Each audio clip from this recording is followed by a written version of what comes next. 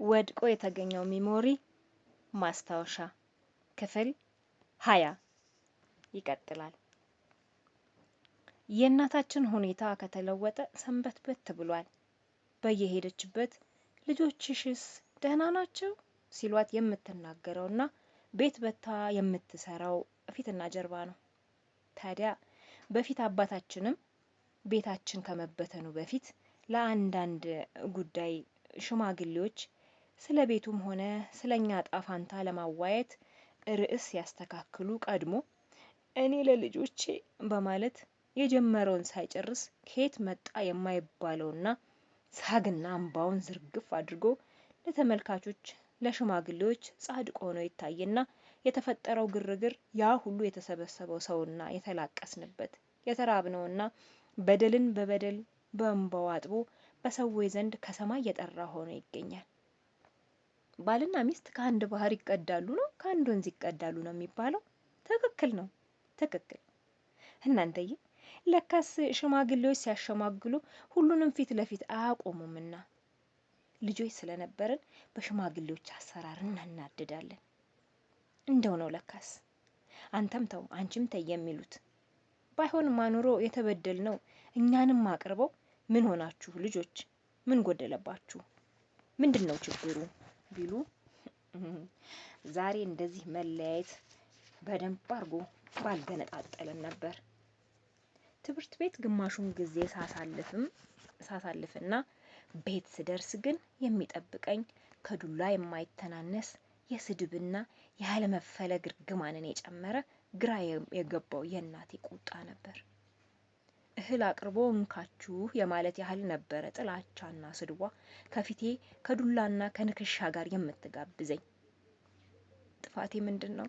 ምን አጠፋው ከማለቴ ኧረ በያ ዛሬ መለሽልኝ ነገማ በዱላ አንቺስ ልትደበድብኝ ነው የኛ ጎረምሳ በማለት ተናግራ ሳትጨርስ እጆቿን ወደ ጎን ወርውራ የፈረደበትን አፍንጫዬን ታልሰኛለች።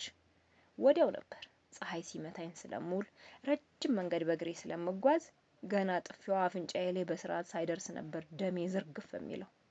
ያቺው በመከራ የተሰበሰበች ደም ልብሴ ሁሉ ይበላሻል።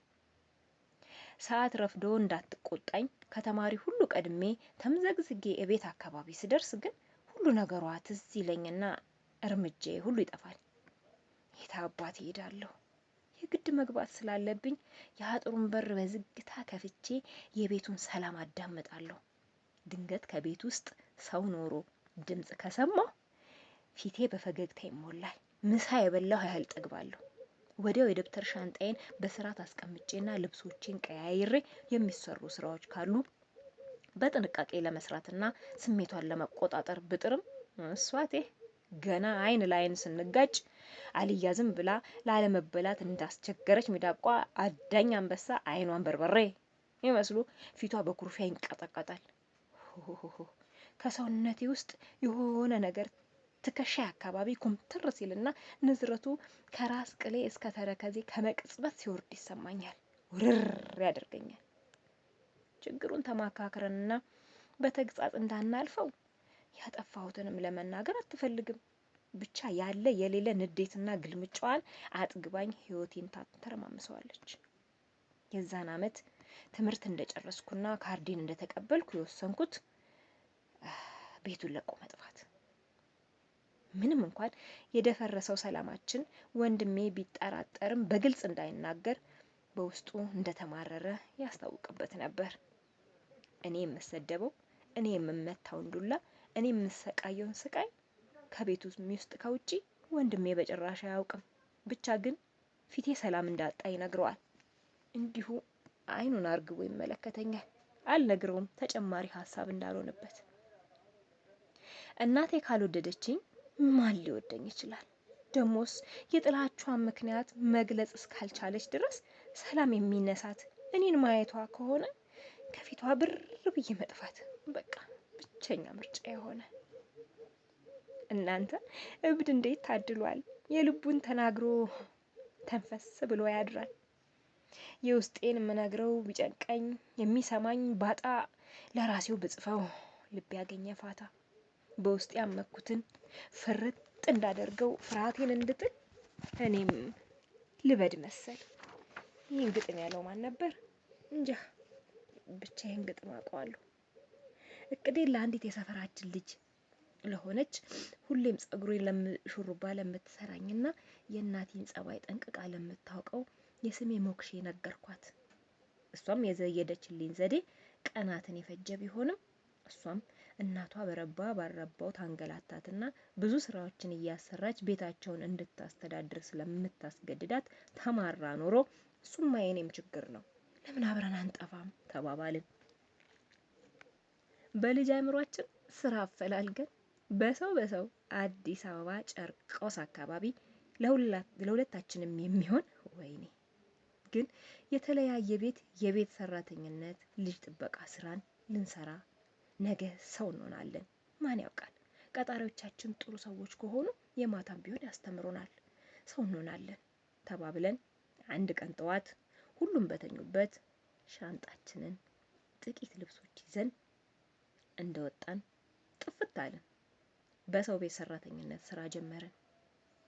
እኔ ግን ከቤት ጠዋት ስወጣ በግማሽ ወረቀት ላይ መጠነኛ መልእክት ጽፌ አትፈልጉኝ አታገኙኝም ብዬና የፍቅር አዲስን ዘፈን ልሂድ ልሰደደው ችግር ወደሚያዘኝ እናቴማ በምኗ ተያዘኝ የሚለውን ዜማ ጽፌላቸው ጋብዣቸው ነበር የወጣሁት። ለኔ የደረሰኝ 2 መንታ ህጻናት ካሉበት የቤተሰብ ቤት ሲሆን ሴትዮዋ የትግራይ ተወላጅ ሆና መልካም ሰው ነበረች። ልጅነቴን መልኬን አይታ አይዞሽ ስራውን አብረን እንሰራለን፣ ቤቱ እንድታጸጂና እንድትጠብቂልኝ ብቻ ነው የምፈልገው ብላ በመልካም ፊት ተቀበለችኝ። ማታ ላይ የመተኛ ክፍሌን ስታሳየኝ አሳሬ በስቶ ራሴን ካላጠፋው የማይለቀኝ እንግልት መሆኑ ገባኝ። በአንድ የልብስ ሳጥን ላይ እንደ ነገሩ ፍራሽ ተደርጓል። እግር መዘርጋት አይታሰብም። ብርድ ልብስ የሚመስል ነገር ጣል ተደርጎበታል። ነገር ግን ምግብ ቤት ማዕድ ቤት ስለሆነ ምንም ግጥም አድርገው ቢዘጉት በጨርቅ ቢጠቀጥቁት የከተማው ሁሉ የሌሊት ንፋስ በእኔ መኝታ ክፍል የሚያልፍ ይመስል ኑሮ በሚሉት ውጥንቅጥ የምትንገላታ ነፍሴ አረፍ በማደርግባት የእንቅልፍ ድንበር ድረስ መጥቶ ይችን እንቅልፌን ትቼ ስንቀጠቀጥ እንዳሳልፍ ያደርገኛል። ተፈጥሮ የሆነው ብርድ አልወድም። ጤና ነው የሚነሳኝ፣ ሰላም ነው ማጣው፣ ቶሎ ነው የሚነስረኝ። ግን ምን ምርጫ አለኝ? ገብቼበታለሁ። ካለመኖር መኖር ሳይሻል አይቀርም። ከመኖር ተስፋ አለ፣ ካለመኖር ምንም ነው ያለው ደራሲው። አዎ ተስፋ አለኝ። ክፍል 21 ይቀጥላል።